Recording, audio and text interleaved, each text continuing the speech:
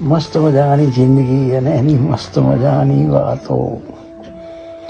જો કૌટુંબિક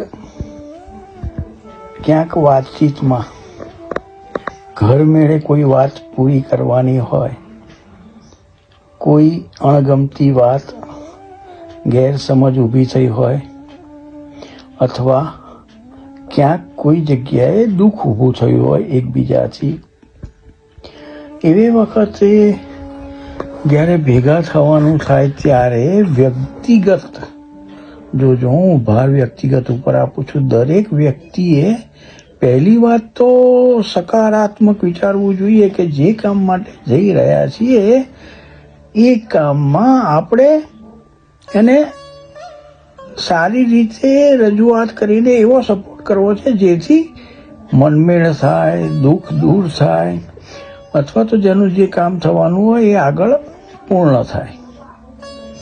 આ વ્યક્તિગત વાત છે. દરેકે પોતાની રીતે આટલું વિચારીને જવું જોઈએ અને જે ચર્ચા હોય, જેના માટે ભેગા થવાનું હોય, તેનું બંને પક્ષે શાંતિથી વિચારીને સાચી વાત કઈ છે, એ જેના માટે વિચારાઈ રહ્યું છે તેની આખી જિંદગી કેવી ગઈ છે, એણે જિંદગીમાં કઈ રીતે પોતાનો સમય બધા સાથે વિતાવ્યો છે, કઈ રીતે બધાને મદદરૂપ થયા છે અથવા તો અવગણ્યા છે, આ બધી જ નાની મોટી વાત ધ્યાનમાં રાખ્યા પછી પોતાનો નિર્ણય બરાબર વાતને સમજ્યા પછી આપવો જોઈએ, કાં તો ના બોલવું જોઈએ.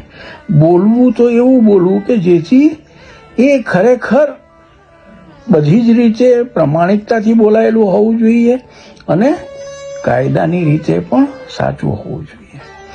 આ જે વ્યક્તિગત વાત કરું છું ને, એ ફક્ત કુટુંબ પૂરતી નથી. એ પછી કુટુંબની વાત હોય, સોસાયટીની વાત હોય, કોઈ ટ્રસ્ટની વાત હોય, કે કોઈ સમાજની ક્યાંક કોઈક જગ્યાએ વાત ચાલતી હોય અને એમાં આપણને સમાજના એક સારા નાગરિક તરીકે જવાની વાત આવે ત્યારે વાતને પૂરી સમજવી જોઈએ. જેની રજૂઆત જેણે કરી છે, જેના માટે જઈ રહ્યા છીએ, એણે પોતાના કુટુંબ માટે, પોતાની સોસાયટી માટે, સમાજ માટે પોતાની જિંદગી આપી દીધી હોય, પોતાની રીતે બધી જ જેટલી મદદ થતી હોય બધી તન મન ધનથી કરી હોય, ત્યારે પહેલી વાત તો એ છે કે એના તરફી આપણી વાત સકારાત્મક હોવી જોઈએ. હા, કાયદાકીય ચોક્કસ જોવું જોઈએ, પણ ક્યાંક આપણે ત્યાં જે પ્રમાણે થોડીક છૂટછાટ લેવાની હોય એ છૂટછાટ લઈને પણ મદદ કરવી જોઈએ. નાની નાની વાતો છે પણ સમજવા જેવી છે, અને જ્યાં એકદમ સીધી વાત છે કે જ્યાં કોઈ વિરોધ હોઈ જ ન શકે, એ વાતમાં આપણો પોતાનો અભિપ્રાય આપીને વાતને સીધી થતી હોય એને અટકાવવી અથવા તો ગેરમાર્ગે દોરવી એ તો વ્યાજબી નથી જ. એટલે દરેકની વ્યક્તિગત ફરજ છે કે જ્યારે જે કામ માટે જાય તે કામ માટે બરાબર તૈયાર થઈને જવું જોઈએ. એના માટે બે જણને પૂછવું હોય તો પૂછીને જવું જોઈએ અને પછી પોતાનો અભિપ્રાય મૂકવો જોઈએ, અથવા અભિપ્રાય મૂકતી વખતે સ્પષ્ટ કહેવું જોઈએ કે હું કાયદાકીય જાણતો નથી, મને આની બહુ ખબર નથી, પણ મારા મતે આવું હોવું જોઈએ. એ જુદી વસ્તુ, તમારો મત ચોક્કસ મૂકી શકાય છે, પણ બહુ સ્પષ્ટ રજૂઆત કરીને કે આનો કોઈ અભ્યાસ કર્યો નથી, એટલે મારો આ મત છે, બાકી તમે કોઈને પૂછીને કામ કરી શકો છો.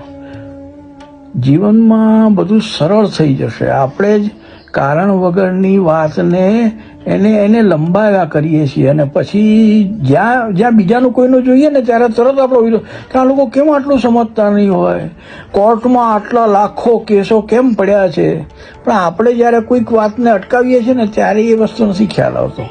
એટલે જો વ્યક્તિગત આપણે એક સાચા નાગરિક તરીકે અને પ્રામાણિકતાથી જો એને કોઈ પણ આવેલા પ્રશ્નને ઉકેલવા માટેનો પ્રયત્ન કરીશું ને તો બહુ સહેલું છે.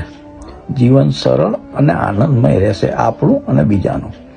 હરિ ઓમ.